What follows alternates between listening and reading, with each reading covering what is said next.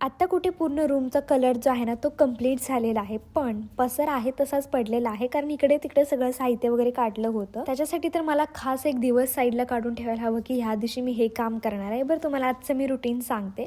बाहेर गेले होते आणि आज कसं काय माहीत नाही, पण खूप दिवसानंतर कॉफी प्यायची क्रेविंग झाली होती. म्हटलं की चला बनवूयात आणि मस्त बनली होते. त्यानंतर संध्याकाळच्या टायमिंगमध्ये डाळ बनवली होती. पसार आवरताना मला माझ्या लग्नाची पत्रिका मिळालेली, जी मी तुम्हाला उघडून दाखवत नाही, जस्ट तुम्हाला दाखवले. आणि दुसऱ्या दिवसाचं मी तुम्हाला रुटीन सांगते. उपवास होता माझा, शाबू बनवला, हेअर वॉश पण केला होता. एक टिप तुम्हाला सांगते की जेव्हा तुम्ही केस पुसत असता असं डॅब डॅब करून पुसत जावा, जेणेकरून तुमच्या केसांना जास्त डॅमेज होणार नाही. आणखीन म्हणजे ना, नेहमी जेव्हा तुम्ही हेअर वॉश करता तेव्हा थंड पाण्याने करा. तुमची केस आणखीन चांगली राहणार आहेत, फ्रीझी होणार नाहीयेत. थंडीच्या टायमिंगला तुम्ही नाही करू शकत तर ऍटलीस्ट तुम्ही कोमट पाण्याने तरी धुवा आणि त्याने खरंच तुमच्या हेअरचा रिझल्ट छान येतो. सिरम लावलेला आहे मी स्वतः. काय करते माहिती आहे का, मी दुपारच्या टायमिंगला हेअर वॉश करते, जेणेकरून मला सर्दी किंवा खोकला असं काय व्हायला नको.